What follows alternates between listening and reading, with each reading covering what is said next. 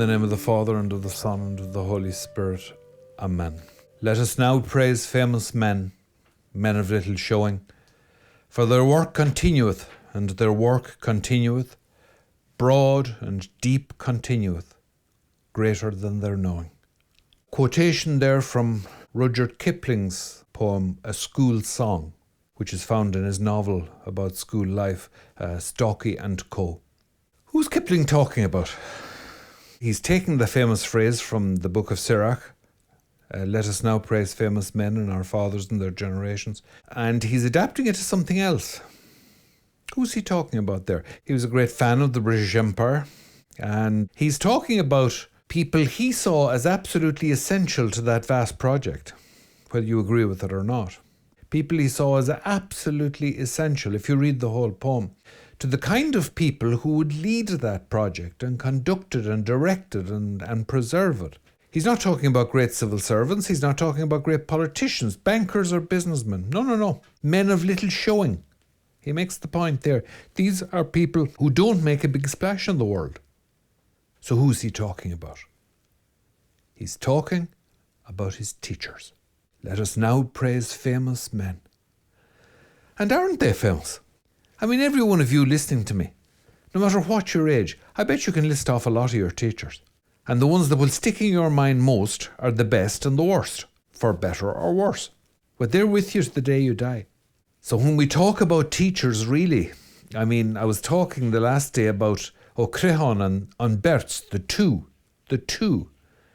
parents who are your first teachers, your first school, your first court, your first government, your first church.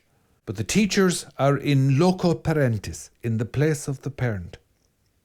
Legally, morally, spiritually, they are an extension of parenthood.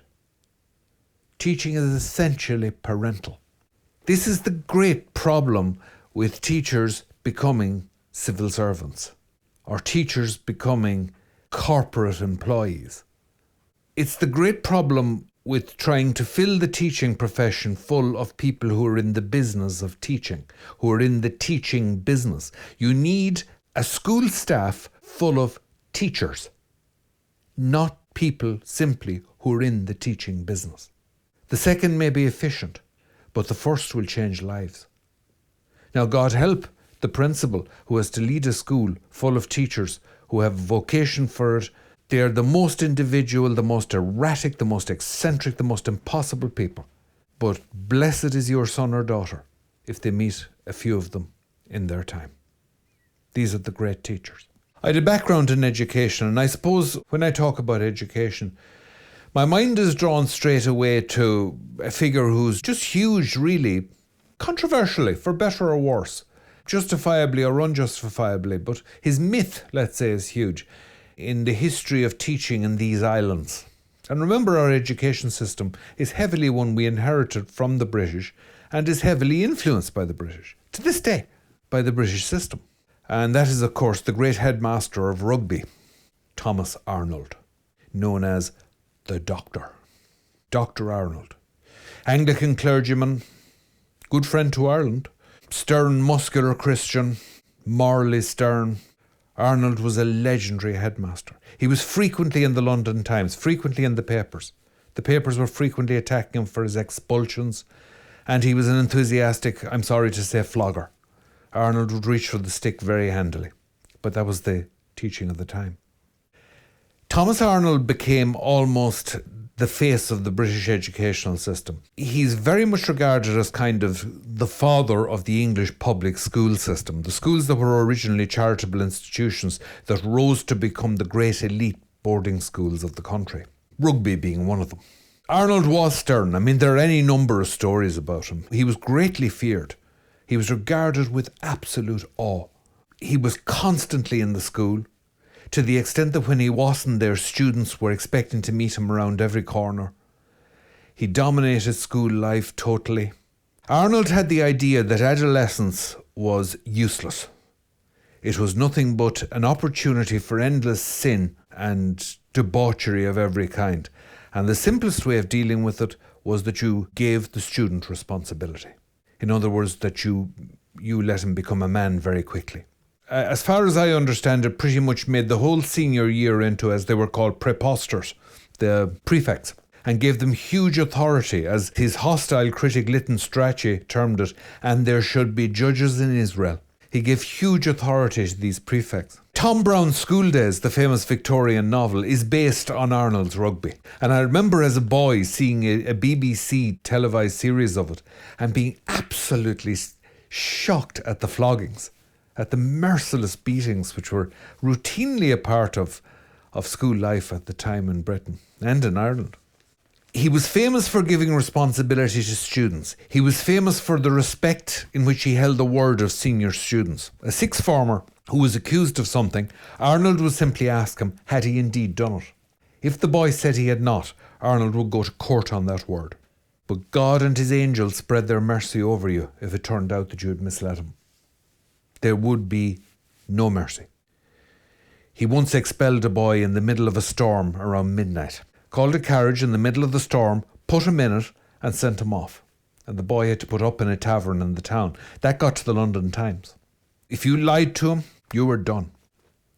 I have to say that, with reservations, I would admire Arnold tremendously. I think we could all be inspired by his example. I worry that in our teaching system now, in our educational system now, we are operating what Pádraig Pearse, himself a great headmaster, what Pearse called the murder machine. And that we're just turning the handle and trying to crank out a whole load of stodgy little citizens. And I worry terribly about Catholic education. And the enemies of Catholic education are subtle. Everyone thinks it's secularism, and that secularism is, the problems will be very obvious. You know, you'll have to be more careful what you teach in religion class, and you start teaching other religions and all the rest. You could list them off yourself. Actually, the biggest problem in a Catholic school isn't that. The biggest problem in a Catholic school is the point system. The biggest problem in a Catholic school is that Catholic schools generally are good. They come to believe their own myth, which has to be fed by endless high achievement in the exams every year. And before you know it, you're running a superficially Catholic school that's really a grind school. And it's really an institution for filling the universities and serving the administrative industrial complex. And that's what you're doing. You're turning the crank, and you're turning out whichever version of a stodgy little citizen is now required 100 years later. Some people may be put out to hear me say this, but I honestly think this needs thought. I have heard people, I have heard priests, I have heard devout Catholics from as far away as Australia worry about this in Catholic education. They see people who aren't remotely Catholic doing anything to get their kids into Catholic schools simply because the schools can be relied on to get them excellent results. Is that necessarily Catholic? Is it good that some Catholic schools would be so expensive to get into that perhaps a devoutly Catholic family couldn't afford it?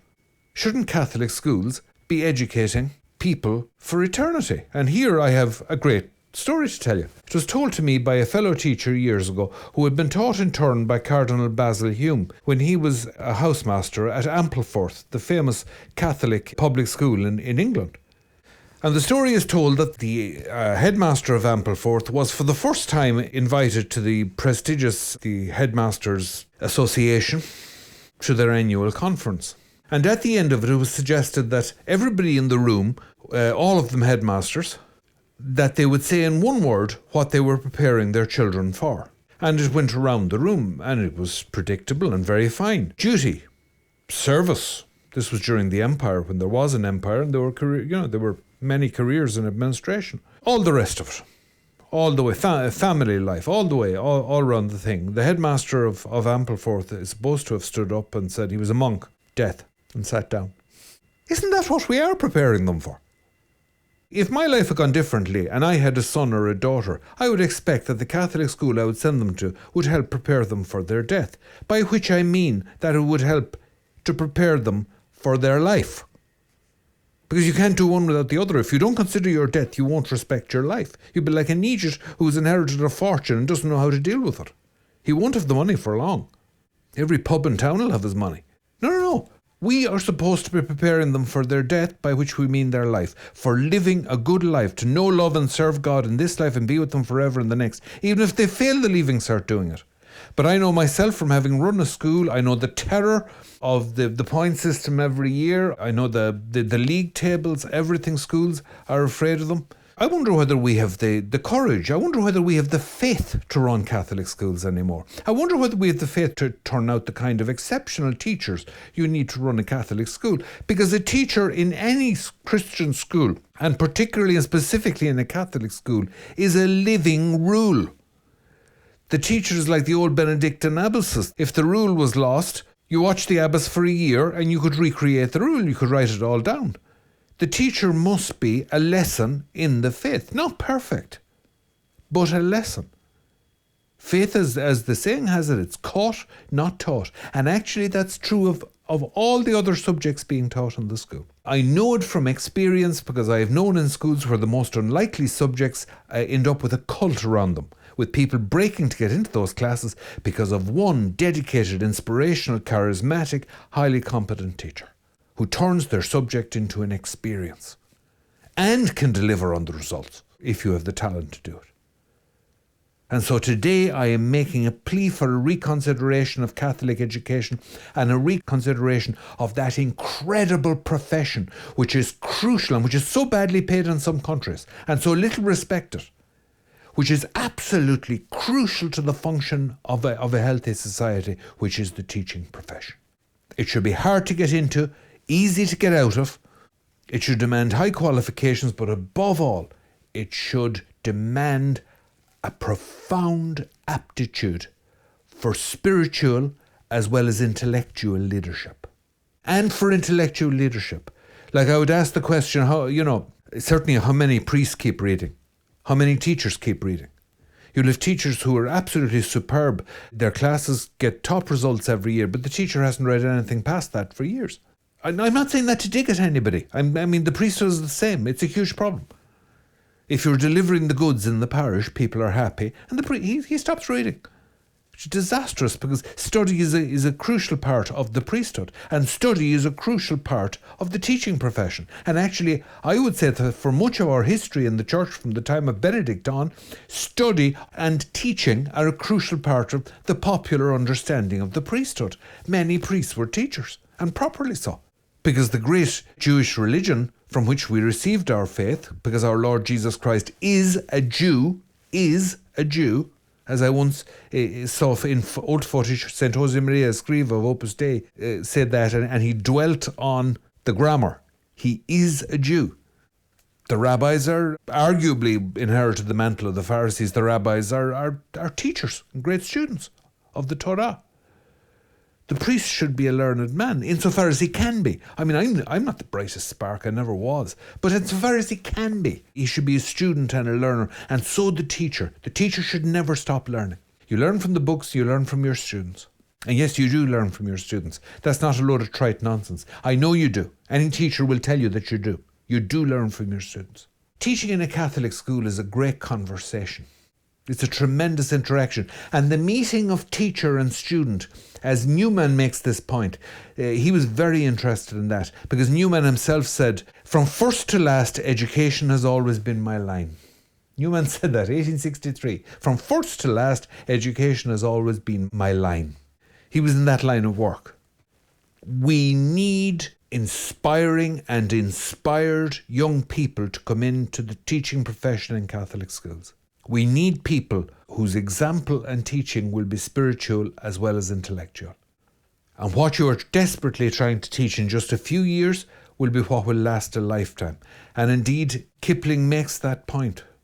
For their work continueth, and their work continueth, broad and deep continueth, greater than their knowing. I could never believe how things you had said that you had long forgotten would be remembered by students 10, 20 years later.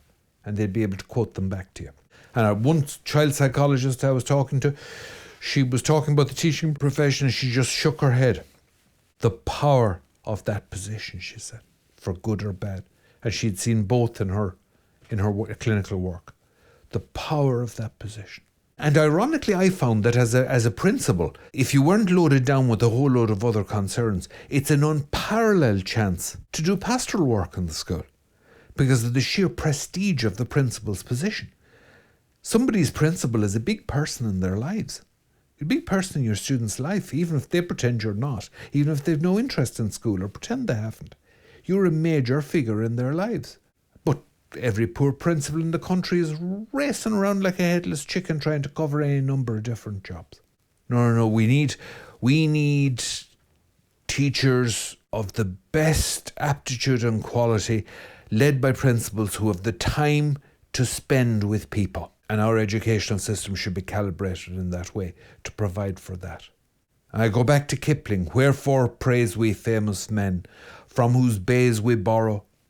They that put aside today all the joys of their today, and with toil of their today, bought for us tomorrow. Teachers sank their lives into the lives of their students. Not simply as compost. This was willingly, knowingly, intentionally done by intelligent men and women. Their lives sank into the lives of their students that the next generation might live. What a noble calling. What a magnificent calling. Teaching is absolutely central to Catholicism. We call the Church Mater et Magistra, mother and teacher. And if we're not teaching, we're not being church. We call the teaching of the Church the magisterium, the teaching authority. It's always been there for us. I mean, our Lord Jesus Christ is called, as far as I understand it, you can correct me on this, he's called teacher more than he's called anything else. In fact, it's impossible to understand him unless you understand that. This is the teacher par excellence. This is the teacher whose life is not just an excellent, as in the case of a saint, but the perfect lesson. This is the teacher whose life is subsumed entirely into the lives of his students. Just consider the utterly disproportionate amount of time out of 3 years of a public ministry that he seems to have spent with those 12. He knew what he was doing. He was raising teachers. It takes a lot of time. If we're true to him, if we're serving him, we're chips off the old block. We need to be teachers like him. A fantastic symbol is the symbol for the Christian Brothers. And the history of the Christian Brothers is complex. I'll admit that straight away. The Christian Brothers admitted there's darkness and light. But my goodness, the tremendous achievement. And of course, the brothers were an Irish version. They were the Christian Brothers of Ireland. They were an Irish version of the De La Salle brothers, which already existed in France. And the symbol at one stage of the De La Salle brothers was the star, and the Christian Brothers adopted that for their symbol. And the star was there in their crest. It was on the front of all their schools. It was even on their copybooks and their textbooks, because they produced their own copybooks and textbooks. This amazing order. And the star is a symbol taken from Daniel 12:3. And those who are wise shall shine like the brightness of the firmament, and those who instruct many in righteousness like the stars forever and ever. What an amazing symbol. The star, the symbol of the teaching profession, of the teacher. The teacher who casts light. The teacher by whom you may plot your voyage. Now here's the point, and this is absolutely crucial, and of course it's very controversial in terms of labour law and all the rest of it, but again I have to say it. There should be no such thing in a Catholic school as an English teacher or a French teacher or an economics teacher or an accounting teacher, simpliciter, just like that. There's no such thing. You have teachers who teach those subjects on top of preparing the students for life. A teacher in a Catholic school is primarily a spiritual leader. They may not think of themselves like that, but that's what they are. They're spiritual leaders. And they need to get back their mojo. They need to rediscover again the true greatness of their calling there. I don't know what you do to discover this. I'm thinking Tommy Tiernan on this. What do? You strip naked and run through the bog at midnight, the full moon? I don't know what you do to get back to your true teaching spirit there, but I mean, we need to rediscover it. We've lost our courage. We're afraid to witness to the Master. And we're afraid to witness to an incredible tradition. We taught Europe. Where would we be without the Jews? And where would Europe be without us? Ourselves and the Jews. And truth to tell, we haven't always treated each other very well, and it was often us against them. But we've both lasted. We're both still here after thousands of years. God is intent on humanity. God has a plan for the human race. God is in love with humanity. And a great teacher will somehow, however obliquely, however indirectly, cause a student to discover that. and to discover how precious they are, how precious their life is. And I love that quotation from Newman. He was famous for using down-to-earth English in his tutorials. From first to last, education has always been my line. Like a man selling shoes. And I think in Newman, my God, poor Newman. I think in Newman, he who had such an appetite for the inside, for belonging, who had such a need for love, I suspect, for friendship, he had tremendous capacity for friendship. And he was called to the outside so much, to leave everything that he'd been brought up with and loved, to become a Catholic in a land where Catholicism had become something foreign and suspect. And then to end up wandering Ireland, trying to convince the Irish bishops to back the Catholic university. And apparently he liked Ireland, he liked the Irish, but he found our houses very drafty. And the Irish priests, a lot of them have been trained on the continent, and they felt that it was the essence of sophistication to serve meat up rare, which he found disgusting. So his trip to Ireland was full of freezing, drafty bedrooms and raw mutton. He had a tough time. Lytton Strachey, again the 20th century English wit, and he wasn't in some ways the nicest of men, Strachey, very acerbic wit, but he has a famous book called Eminent Victorians, in which he did a debunking exercise on 4 famous Victorians. General Gordon, Florence Nightingale, Thomas Arnold was another of them, and Newman was another.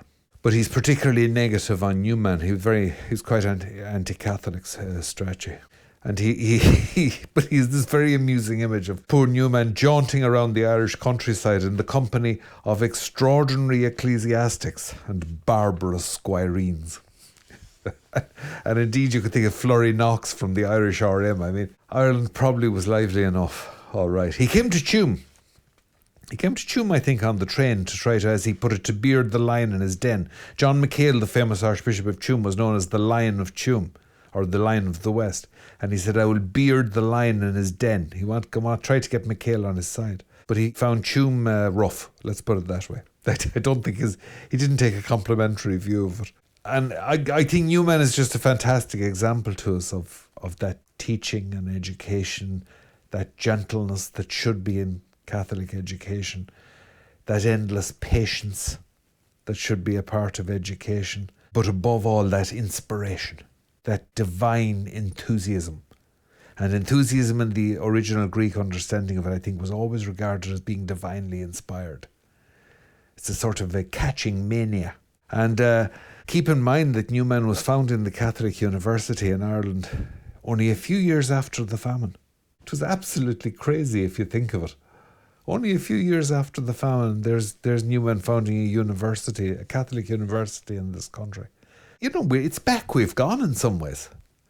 We're on the shoulders of giants, these people. Cardinal Paul Cullen, John McHale, Newman. They probably couldn't stand each other, but these were remarkable people. They were learned and holy and tremendously determined to spread the faith. I think in McHale bringing in the Franciscan Brothers of the Archdiocese of Tuam into Tuam, which was a Franciscan foundation to provide primary education because he didn't trust the government primary schools. Now, he may well have been wrong in that in retrospect, but he wasn't wrong about it in terms of what's happening in the modern educational scene. We've stopped being crazy about education. I remember at a conference, at an educational conference, one principal up the country, we were having a drink after the talks, and he stood there at the bar with his hands in his pockets, jingling his change and musing. He was a plain-spoken man from the Midlands. And if you know Ireland, if you're not Irish listening to this, the Midlands, good land, you know, solid farmers, yeoman farmers, they don't mess about. And he jingled the change and he said, if I had my way, I would only employ nutters to teach. And it was because he had seen, if you've seen these people and the way they can inspire the students, these people who have that divine spark, that enthusiasm, that love for their subject, it's a spiritual quality. And then if that person is a believer, one teacher in our school who wasn't perfect, he's a great guy, but he wasn't perfect, none of us are. He started something like a cult of joining the Legion of Mary in the boarding school that lasted 40 years. You could have the senior captain in the Legion of Mary. The Legion of Mary was a very prestigious thing to be in. I mean, that was one teacher. And that was his drive and enthusiasm and commitment and intelligence and faith. He was a man of great faith. Now, he wasn't perfect. He had his faults. This is all to play for. So I'm making a few pleas here. I'm pleading to teachers, to Catholic teachers, to have courage and to rediscover their vocation as spiritual leaders. Teachers in every sense. Descendants and participators in the mission of the great teachers, Jesus Christ. But I'm pleading as well for a new approach in the Church to education that puts a primacy on personnel rather than on facilities. It's nutters who will save the Irish Church. We will be saved by crazy people. We will be saved by bright, well-read, eccentric, obsessed, intellectually ferociously curious, informed, inspirational teachers. That's what will do it. We're probably not going to be able to operate Catholic schools into the future given the way things are going. That's just a personal opinion, that's not dogma. So hang me for my opinion if you want, but I don't see it.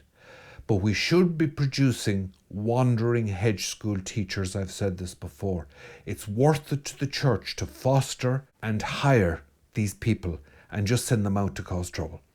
There are 1,000 ways a parish can set up. We're going to be having to set up classes in the evenings. We're going to have to run Sunday school. We're going to have to do all this stuff. And we are going to need exceptional teachers to do this. And it will be well worth paying them what they're worth to do it. And I've called for this before and I'm calling for it again here as I talk about this incredible profession that in Catholic terms goes back at least to the great Benedict. It goes back to our Lord Jesus Christ. It goes straight back to our Lord Jesus Christ because the disciples comes from the Latin and originated from the Greek, discipuli, meaning students. They were his students. Our bishops get their authority from being descended in an unbroken spiritual line from the first students of the great teacher, Jesus Christ. And before that, from the Greeks. And the Greeks played an enormous part in the original emergence of the faith from the Jewish people. And the Jewish people were already actually heavily Hellenized. And so, what are we saying here today? If you are bright, you don't have to be a genius, but bright. If you're a lively lad, if you're an impressive young woman, and if you think you have this, I would plead with you to put aside a brilliant career in business where you could make a stack of money. I would plead with you to consider putting aside a gifted career in the law or in communications because the skills involved in this field are eminently transferable. I would plead with you to adopt what Edward Gibbon, the historian, he was talking about soldiers, what he called an honourable poverty. You're not going to make your fortune in teaching. Government salary is a great salary in a recession, not such a good salary in a boom. And to dedicate your life to teaching. If you stick with it, I tell you, I promise you, I swear to you, you'll never regret it if you stick with it. And that means a lifetime of study as well as a lifetime of teaching, a lifetime of learning as well as a lifetime of demonstrating. That means you begin again and again and again as you become the living rule, as you become a star by which the boys or girls in your class will chart their lives for years afterwards, chart their voyage. What an amazing life. You may be a parent yourself, or like some teachers, I've known teachers who simply forgot to marry. They became so absorbed in it. Unbelievable stuff. They just adopted everyone's kids. And they raised whole generations. And in Kipling's words, became famous men and women because they never got into the papers, but they were known to generation upon generation upon generation. So I would say that's the way you should be thinking in terms of the teaching profession. Now, I particularly just want to look in the time that's left to us in this podcast. I particularly want to look at the question of religion teaching because, to be quite honest, what's going on, I suspect in most Catholic schools is a disaster. I know this anecdotally, I know it by reliable report, and I know it from experience. If you're running a Catholic school, and I'm accusing myself in this as much as anyone who's now running a school, the biggest temptation you'll have will be, again, you're trying to please the parents, you become obsessed with the points, with the league tables, with all the rest, And religion goes into a disadvantageous place on the timetable. It gets the last class on Friday, so to speak, and it doesn't get well looked after. There is no point in trying to remedy that by strong-arming schools into doing differently with the timetable, because if you don't have, and this is crucial, the teachers to make it happen, there's very little point in taking quality time for the classes on the timetable if there's nothing happening in the class. And people are being put teaching religion who have no degrees in theology. Well, that's fair enough. I taught home economics at one stage. Wasn't much good at it, but I taught it. I taught English and I wasn't bad at it. And my degree was in history. That's being done less and less now. They don't like it. They disapprove of it. But they used to say you'd never teach better in the end, eventually, than that class, that subject you had picked up, in which for the first year or two you just managed to stay a page ahead of them. So that was the best class, that was the best subject you'd ever teach. That's not the end of the world, but it's a huge problem that teachers are teaching religion who have no interest in it. And I think it's absolutely indefensible that teachers in some schools are actually putting kids doing their homework for religion class. I think that a teacher who does that really should be disciplined. I don't see any problem with letting them use a religion class just before the exams for a quick bit of revision or something like that. You might do that with any class. But it's a big problem if religion is just becoming a class in which you can get rid of some of your homework, or you can do your other subjects. So you might say to me, well, here's a problem. What if you have a teacher in a Catholic school in the present system who has no faith, but has goodwill, and is bright and lively, and is an excellent teacher in every other respect? I would say there's no excuse for not making the most of that situation. And what you do there is you go into your class, you tell them straight out you're not a person of faith. Don't play games and don't lie. Tell them straight out, look, I'm not a person of faith, but I find this whole area very interesting. I want to do the right thing by the school and by you. And what I would like to do this year is explore faith. So I thought that I would teach a class on Introduction to Philosophy, and we'll go from there. Now, I would say that that would be a sterling contribution to the life of the school and the lives of your students, because philosophy is not, as yet, a timetabled or examined subject in Ireland, not to my knowledge anyway, although it is on the continent. Maybe in England too, I don't know. I think that'd be a tremendous contribution. But this business of doing nothing in religion class is an absolute disaster. And it's a terrible example for a teacher to give, because the students aren't stupid and they know you're being paid. Okay, so you are scandalising them. Now, none of us were perfect. There are no perfect teachers except for our Lord. None of us were perfect, but there are limits. Please don't do what I'm talking about. I'm hearing of this more and more, this do your own homework. And then another great recourse, they go into religion class and, we'll do something on drugs.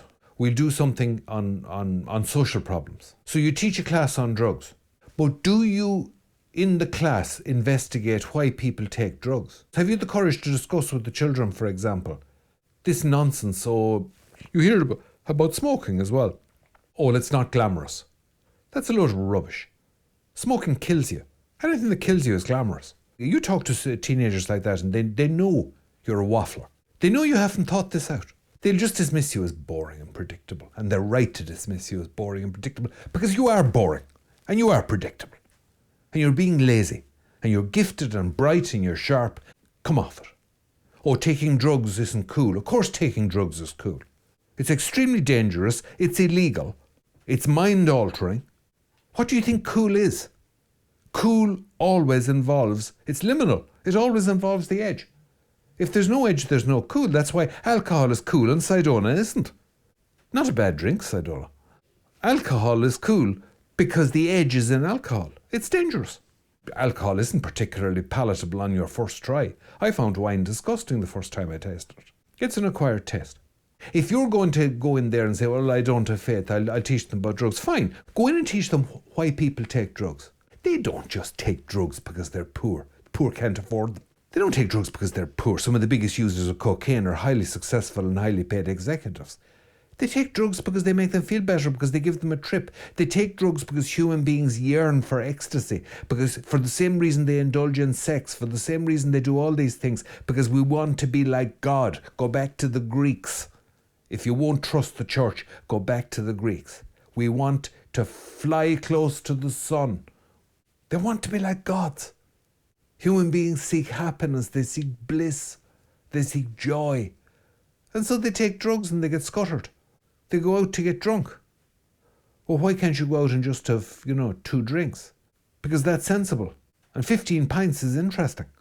You come back at me, which is fair enough, and you'll say, my God, it's no wonder the church is the way it is with priests like you. I sat down to listen to this, and I got my teenage son to sit with me. I tied him to the chair to make him listen to this podcast by a priest, because I said it would do him some good, and here you are telling him to go out and drug up.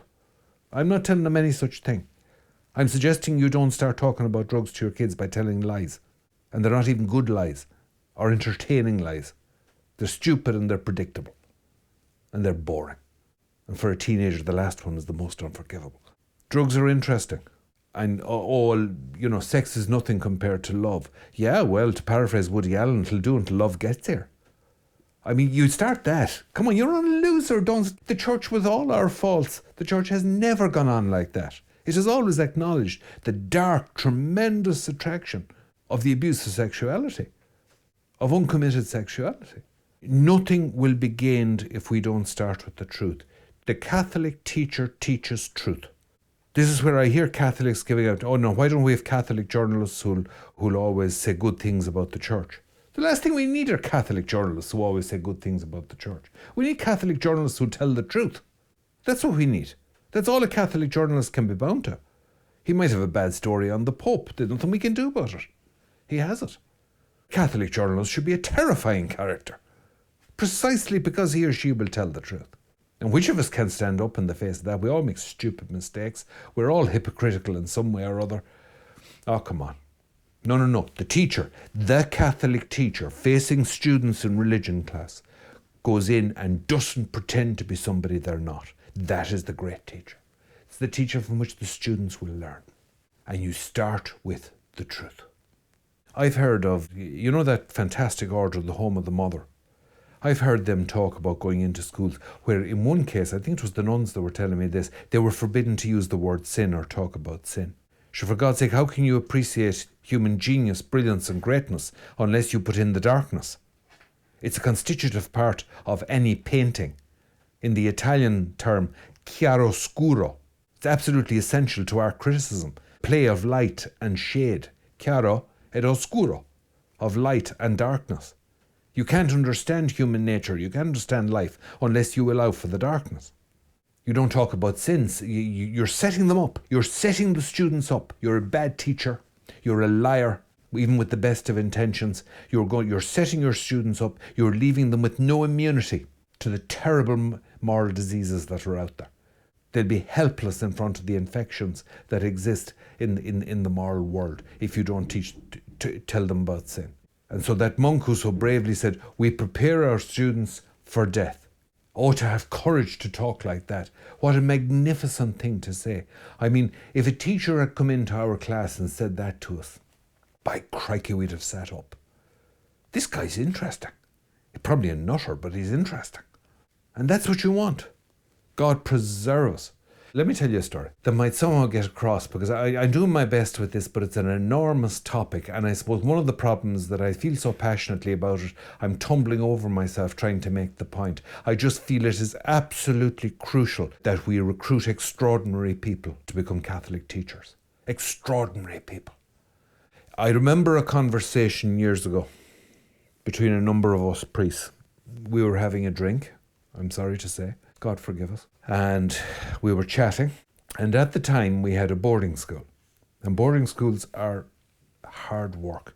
The work that goes into a boarding school. Because you are truly in loco parentis. So they give you all the crap that they're giving their parents at home. Except hundreds of them are doing it at the same time. Unloading on you. And one of the priests who knew the school well, a very distinguished past pupil, very distinguished academically and sporting, he asked one of the priests who was there, how are things going in the school? My contemporary answered him, oh, very well at the moment. He said, we're really getting the right kind of guy at the moment. We just have this fantastic seam we're mining of great solid guys. And the other priest, the older priest, who was a writer and a thinker, he put down his pint and he said, safe, solid, sound men build safe, solid, sound suicidal societies. And then he picked up his pint and went on drinking. My acquaintance was outraged. He was absolutely hopping. Because the work that goes into a boarding school, you prize these sound men, these solid men, who can be counted on in every respect, whereas the erratic ones drive you crazy. Can you imagine a boarding school full of erratic geniuses? You would run yourself ragged. It's like a basket of pups. Imagine a basket of Labrador pups, like. You couldn't manage them. But the other guy understood Catholic religion, and he saw the danger we were getting into. I remember the Australian writer Patrick White had this epiphany, or a rather a counter-epiphany, if you like, a pseudo-epiphany, on the train, was it coming out of Melbourne, where he looked at all the identical little white houses with their white picket fences and their little English gardens front and back. And poet, writer, and White, of course, was Australian aristocracy. He came from an old squatter family, squatocracy as they call them, the very wealthy farming family. And he had this patrician disdain for the lower middle class estates with their endless white picket fences. But you can see his point. It was that terror of the safe and the sound, because it doesn't nourish and it doesn't feed enough. And so you end up with the suicide rates in these safe, solid, sound societies.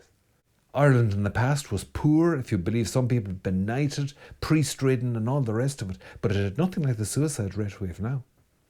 And so, we need teachers for that time. We need teachers who truly understand the human condition. I know it sounds like I'm asking the impossible, but I have seen it, and it's not impossible. But we just have to recruit the right people into the teaching profession. And part of the problem is that, as I said, those talents are transferable. And you have to wean them away from much more profitable enterprises and get them into teaching, where they can awaken in the students all their gifts and equip them for slaying dragons on the road in the real adventure that is life. Do you know that old saying? Give a man a fish, you feed him for a day. Teach a man to fish, you feed him for a lifetime. Sure, keeping students safe in school, that's no use if you haven't equipped them to keep themselves safe for the rest of their lives. And that means having the instinct of a warrior and a hunter. It means it's ultimately spiritual. You send them out at night on horseback. You don't send them out without the lance, without the armour, and without the horse. You're keeping them safe for 6 years and sending them out a defenceless beggar on the road of life. No. We have to recruit teachers who are worthy heirs to Jesus Christ. We have to recruit teachers who are not afraid of being crucified, who are not afraid of Gethsemane, not afraid of Golgotha. We have to recruit true spiritual leaders. We have to recruit teachers who can go from reading Rolling Stone magazine and you name it, and can go into the oratory and pursue a deep and profound spiritual life in front of the Blessed Sacrament. And they are there. And the Americans, as usual, are ahead of us on this. And they are ahead of us on this. Great teachers in the past, I said the Christian Brothers, but I mean the Jesuits were superb teachers. The Dominicans, fantastic teachers. In Jarlath's, the school acquired at one stage, this is a century ago, it acquired a name for Greek. 2 or 3 priests in a row who were gifted at classics and excellent teachers. I mean, it acquired a fantastic reputation in football. Again, it was priests and masters who were into football. This is what we need. I'm going to say it, and here I'm going to finish. I'll shut up, I promise. We need a rabbinate. We need a teacherate. We need to be thinking of teaching as a vocation. We're talking about these ecclesial movements, Opus Dei, Comunione, Liberazione, Neo-Catechumenate, all these movements. Where is the ecclesial movement which is obsessively, fanatically, daftly obsessed with teaching? That's what has to come out. It's just a crowd of lay people who are absolute geniuses. So I say just a crowd of lay people who are absolute geniuses. I don't ask for much. I'm very reasonable. And let's finish with Kipling, who wasn't remotely reasonable. Bless and praise we famous men of little showing, for their work continueth, and their work continueth, broad and deep continueth, great beyond their knowing. In the name of the Father, and the Son, and the Holy Spirit. Amen.